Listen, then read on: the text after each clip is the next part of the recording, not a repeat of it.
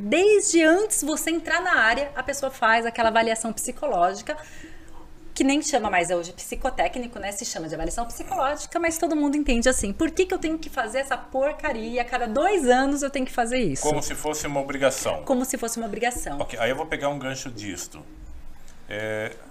Na tua opinião, Amanda, você acha que seria legal... Eu sou um profissional de segurança. Sim. E eu lido com o público. Sim. Então, por exemplo, se eu pegar por exemplo, uma sala de aula, como nós já estivemos...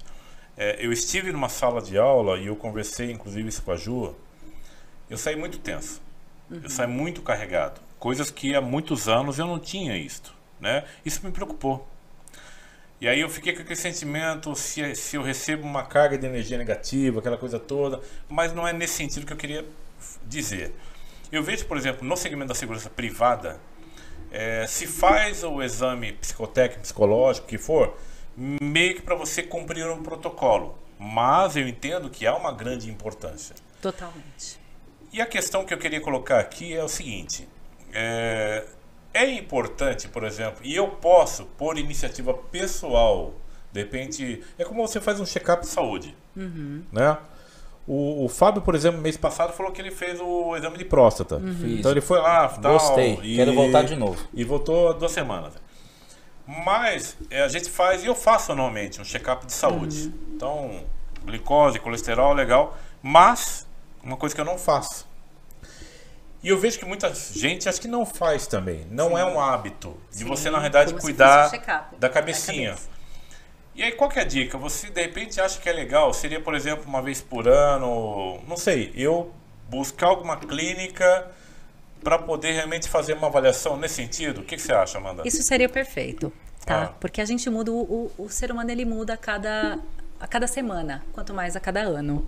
Tá. Né? Então, sim, seria muito legal que as pessoas tivessem essa iniciativa. Não tem nenhuma, eu desconheço alguma legislação que diga que você não pode fazer isso por conta própria, tá? O que a gente tem são sempre resoluções que diz que você precisa fazer, tanto no Detran, quanto na Polícia Federal, quanto na aviação, quanto em vários segmentos, né? Mas nada que diz que eu quero ser avaliado, eu quero saber se eu estou bem.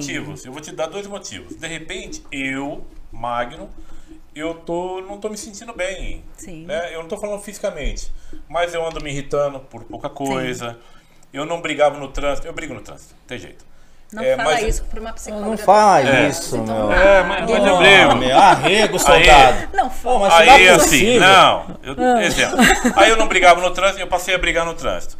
Pouca paciência com algumas coisas. Então, eu entendo que assim, alguma coisa dentro de mim tá falando, Magno, você não tá bem. Você tá se irritando, não tem paciência, ansiedade, que tem tudo a ver. E aí, seria legal buscar uma clínica, de repente expor isto. É como você falou assim, homem, eu acho que tem muito esse tabu, né, de buscar essa parte. E o segundo motivo, que eu também queria colocar, que seria importante, e acho que seria muito válido, né, de repente eu vou receber uma grande oportunidade numa posição, numa grande empresa, numa corporação. Por que eu não, de repente, buscar saber medir como é que eu tô emocionalmente? Sim, a gente vai falar, inclusive, lá na frente. Que legal. Eu queria deixar esse segundo ponto, Amanda, um pouco para frente, para a gente falar da questão de algumas dicas em entrevista, como é que você se comporta. Acho que é legal para todo mundo, até porque está todo mundo hoje buscando, né, o mercado novamente. Mas eu vejo que nesses 2 sentidos seria legal você buscar. E aí você pode reforçar que na verdade seria legal. E a gente pode buscar uma clínica. Sim, perfeito. Para você olhar. Ainda existe não só o tabu, mas como o preconceito, a discriminação, né, em você passar com um psicólogo. Qualquer coisa é louco, né? Exatamente. Então as pessoas acham que o psicólogo, quem passa por ele é maluco, quem passa por psiquiatra, então... Nossa, né? tá fora Eu não da sei, casinha. você sabe qual é a diferença do psicólogo e do psiquiatra? Não sei. Você não sabe? Não sei, eu quero aprender agora. Pois é. É assim, o psicólogo, ele faz toda, né, a questão da terapia. O psicólogo, ele não pode medicar, tá? Ele não pode te dar uma receita do medicamento. Já o psiquiatra, ele pode te dar esse medicamento. Então, eu costumo dizer, numa linguagem bem clara, né? Que o psiquiatra, ele cuida dos sintomas e o psicólogo, ele vai cuidar da causa. Então, por exemplo, você não dorme direito, você tá ansioso demais, aí você vai no psiquiatra, ele vai te dar um medicamento e ele vai cuidar daquilo pra você, ok? o psicólogo ele vai ir a fundo e saber o porquê que você sente isso e tentar tirar essa medicação. Às vezes um pouco mais prolongada, você vai ter pessoas que convivem há muito tempo, né? Mas o ideal do nosso trabalho é sempre a gente tentar fazer com que a pessoa busque uma vida mais saudável, Sim. né? Sem a medicação. O que o Magno ele estava falando, né, a respeito de assim, de você buscar, né, igual a gente vai falar um pouquinho de entrevista. Então o que eu quero passar para vocês é sempre primeiro cuidar de dentro para fora. Legal. Tá? Porque para você ir para uma entrevista, você tem que estar legal, você tem que estar bem e você tem que passar credibilidade para quem vai te contratar, ok? Tá? Só que para isso você tem que estar bacana.